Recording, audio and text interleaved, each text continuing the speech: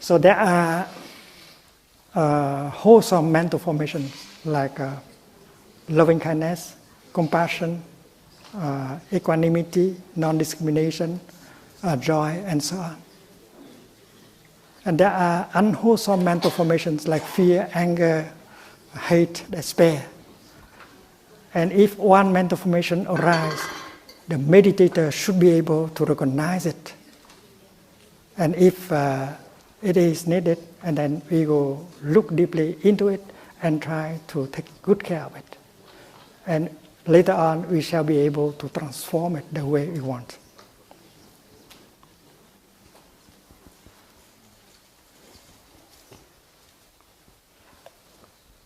And in the sutra on mindful breathing, the Buddha proposed 4 exercises only.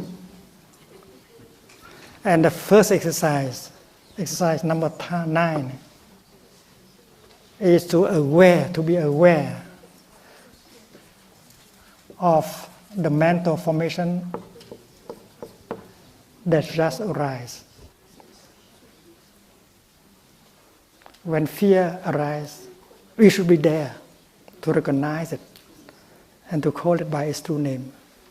And if it's needed, and then we should know how to handle our fear.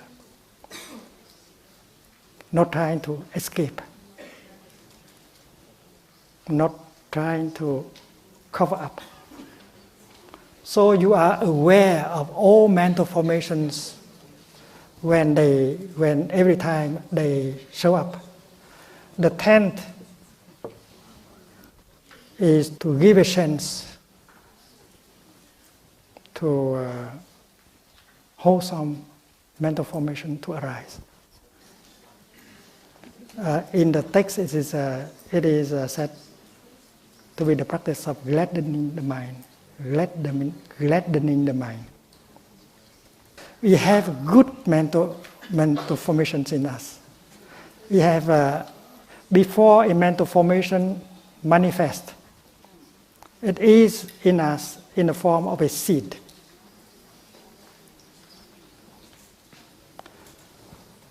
Every one of us has a seed of anger inside. But when the seed of anger hasn't manifested as energy, well, we can smile, we can have a good time. But that doesn't mean that the seed of anger is not in us. And when it has not manifested, it is there in the depth of our mind as a seed. Bija. That is the Sanskrit word. And in Chinese, we have the word chung tử.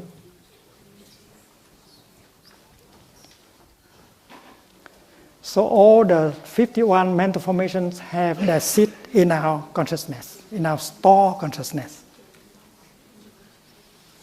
And every time an unwholesome seed is watered, like the seed of fear and anger, it manifests as a mental formation.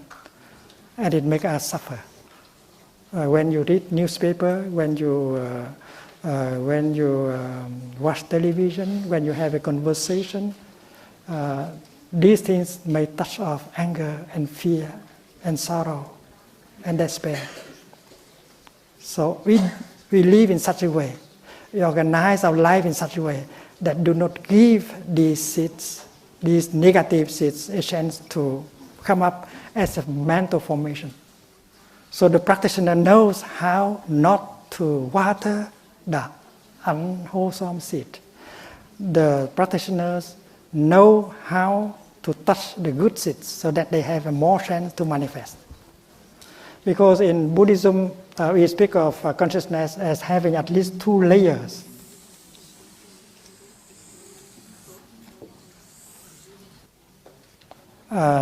The upper layer is called mind consciousness. And the lower layer is called store consciousness. And all these mental formations, before they manifest up on the level of mind consciousness, they stay down here in the form of seeds.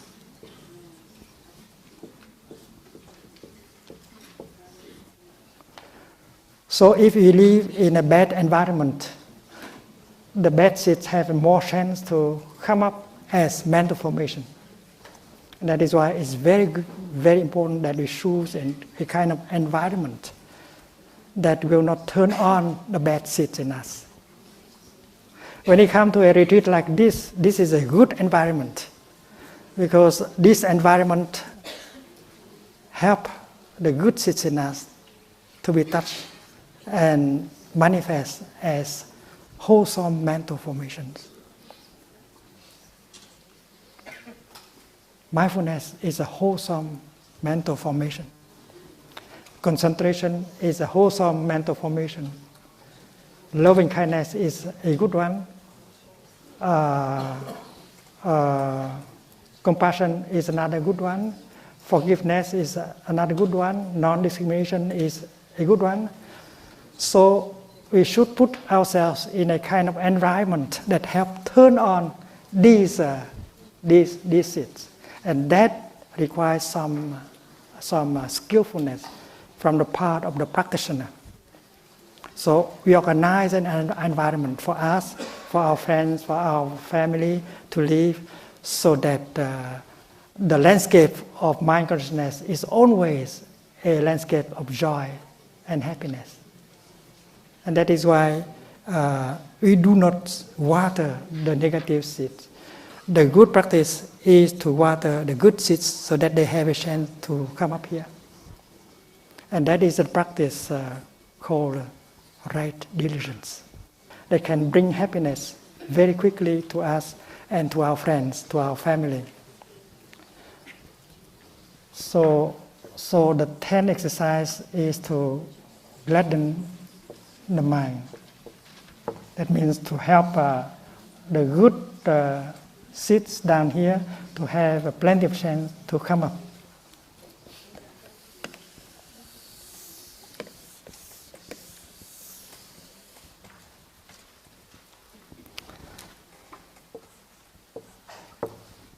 And the 11th exercise is to nourish concentration. Concentration, the mind.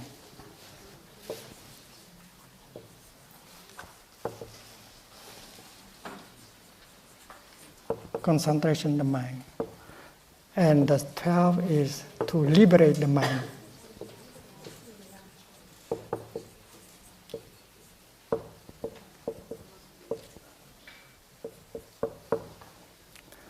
Suppose a